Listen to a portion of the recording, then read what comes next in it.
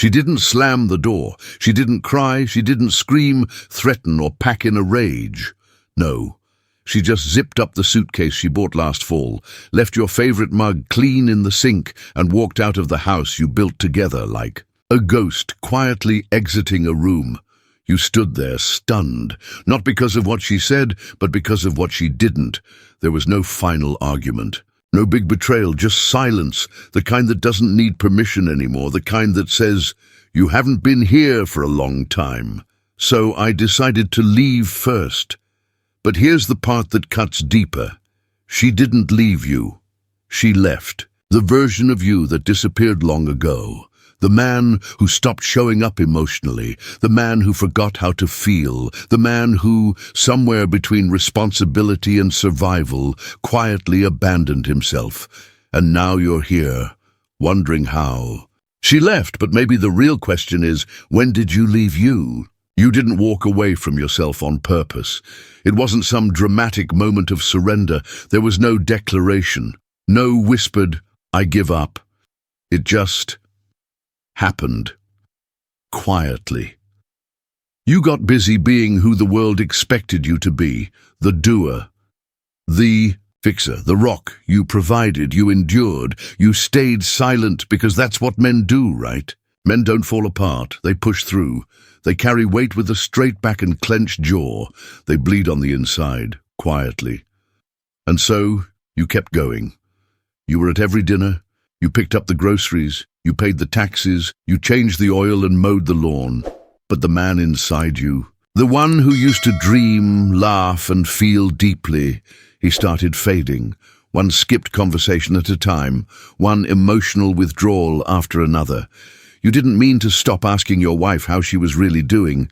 You just forgot how. You didn't mean to stop touching her without reason. You just didn't notice when the reasons disappeared, little by little. You stopped being seen because you stopped showing up, not physically but soulfully, emotionally, honestly. And here's the hard truth. You can be faithful. You can never leave. You can carry the whole damn house on your back and still lose it all because somewhere along the way you lost you. This isn't about guilt. It's not about regret. It's about finally seeing the part of yourself that's been waiting to be remembered. And maybe that's where healing begins. David was 57 when his wife left. No warning, no blowout fight, no "we need to talk," just a folded note on the kitchen table and a house that echoed differently. He sat at the breakfast table that morning, his usual seat, second mug poured, like always, except this time the second chair stayed empty. The eggs turned cold on his plate. The silence felt thick, like a fog. And the thing that haunted him most wasn't that she left. It was that, deep down, he understood why. They hadn't really spoken in months, not about anything real anyway. There were words, sure. "Did you take the trash out?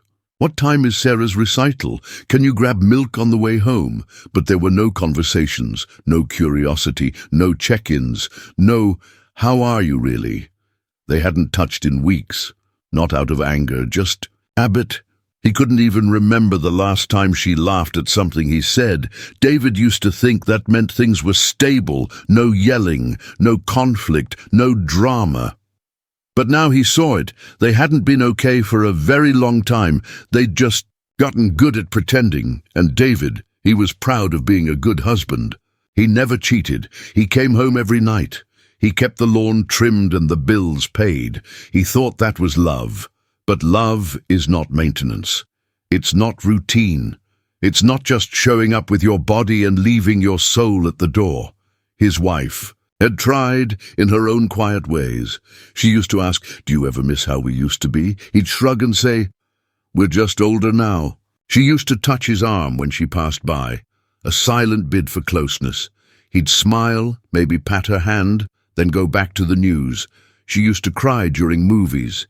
He'd sit beside her, arms crossed, waiting for the credits to roll.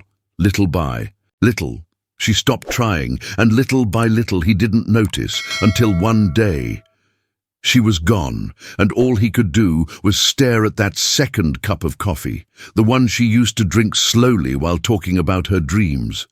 the dreams she stopped, mentioning the woman he stopped seeing. David told me.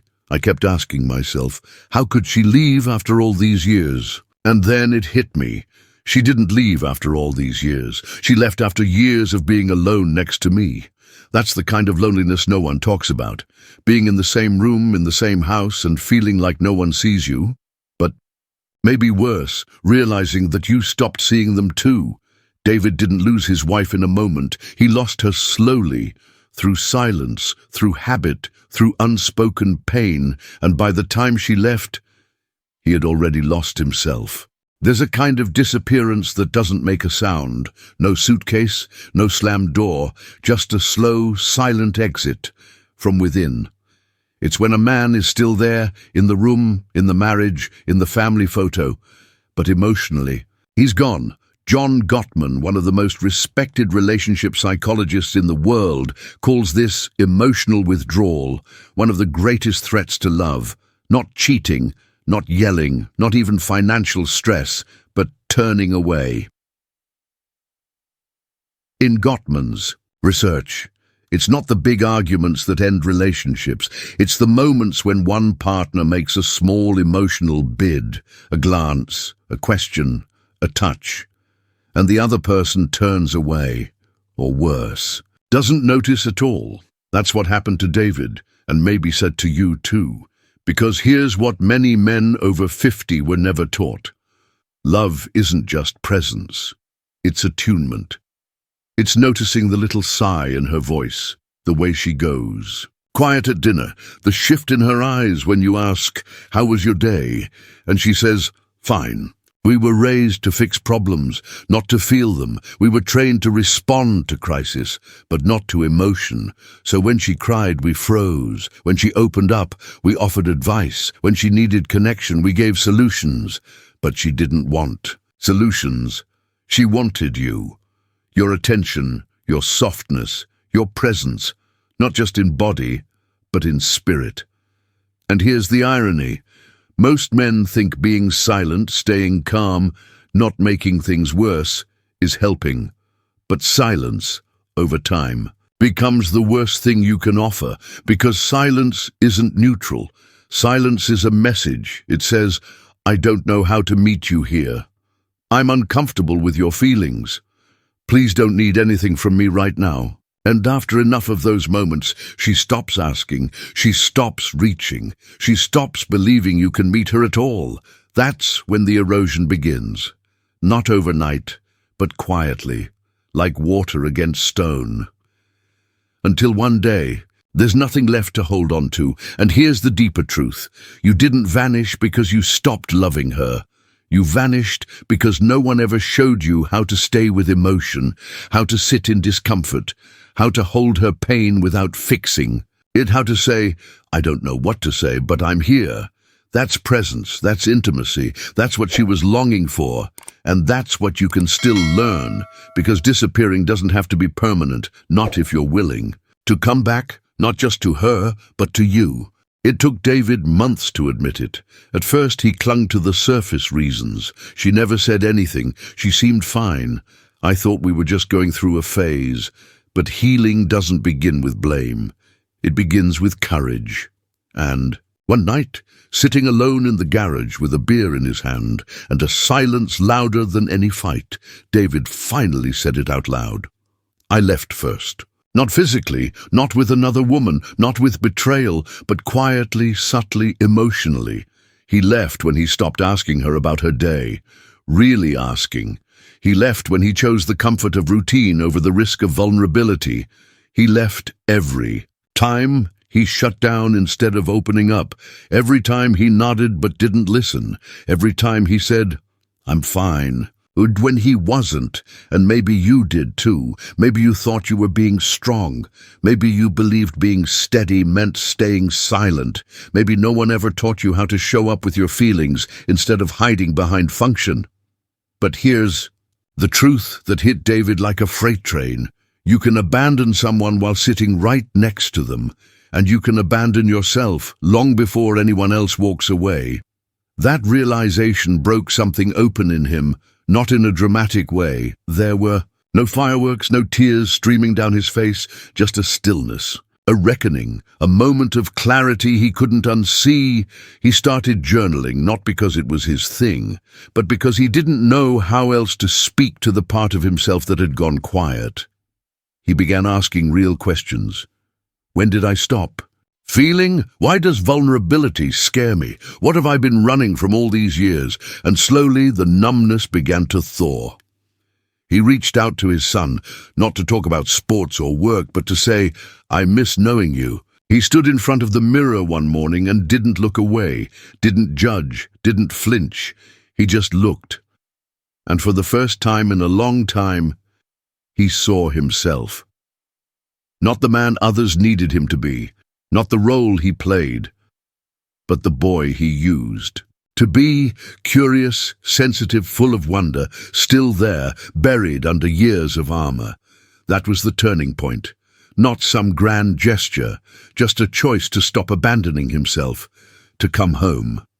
And here's what David realized. It's never too late to return if you're brave enough to go inward first. Carl Jung once wrote, until you make the unconscious conscious, it will direct your life, and you will call it fate. David thought his wife left him. But the deeper truth? She simply mirrored the part of him that had already left himself. She wasn't just a woman packing a bag. She was the symbol, the reflection of all the unlived emotions, unspoken truths, and forgotten parts of him that had been waiting. Just beneath the surface, in Jungian psychology, there's a concept called the anima, the feminine energy that lives inside every man.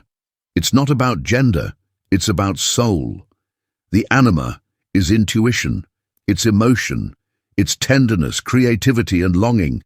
It's the voice inside that whispers, feel this, slow down, be real.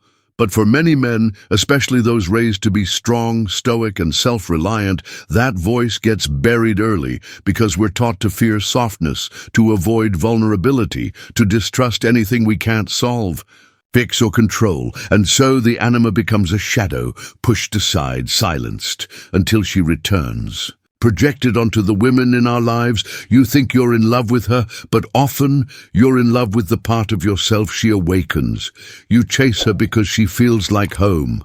You lose her because you never made that home inside yourself. That's why when she leaves, it feels unbearable. Not just because she's gone, but because the part of you she reflected disappears with her. But here's the miracle of Jung's work. She's not your only access to that inner world. You can meet your anima directly. You can build that relationship within. That's what David began to understand. He stopped asking, why did she leave? And started asking, what part of me did I ask her to carry? What emotions did I project onto her because I was afraid to own them myself? He realized she had become the container for everything he had abandoned, his softness, his longing, his grief, his joy. And when she left, those parts came flooding back, not to destroy him, but to reunite him. That's the journey of individuation. As Jung called it, becoming whole, not perfect, not healed in some tidy, Instagrammable way, but integrated. It's the path of turning inward, facing the shadows, embracing what was once denied. It's asking, who am I? Beneath the roles, the masks, the armor. And then having the courage to sit with the answer. David didn't become a different man. He became more of himself, more honest, more open, more willing to feel, even when it hurt. He stopped chasing women to complete him, stopped numbing out with distractions, and began the work of being friend his own soul. And maybe that's your invitation too. Not to get her back, but to get you back. The version of you that still feels deeply, still dreams, still longs to be known, not just by others, but by yourself. Because the relationship you lost might have been the mirror, but the one you're about to rebuild. That one is the foundation, and it starts not with a search outward, but with a whisper inward. I'm ready to come home. If you're still here, still listening, it means something inside you hasn't given up, and maybe that's the part that matters most. You may not know how to fix the past. You may not know how to love differently yet. You may still be learning how to sit with your own silence, but you're here, and that's already the beginning of a return. This isn't about becoming someone new. It's about remembering who you were before you started hiding. Before you buried your feelings, before you forgot that being a man also means being human. So I want to ask you, have you ever left yourself behind just to survive? Have you ever loved someone with your presence, but not your heart? If you have, you're not alone. There are thousands of men, quiet, grieving, searching, just like you, and they need to know they're not broken, they're just unfinished. Drop a comment below. I'm coming back to myself. Not for her, not for anyone else, but for the man in the mirror who's been waiting for years to be seen again, because coming home to yourself isn't the end of your story.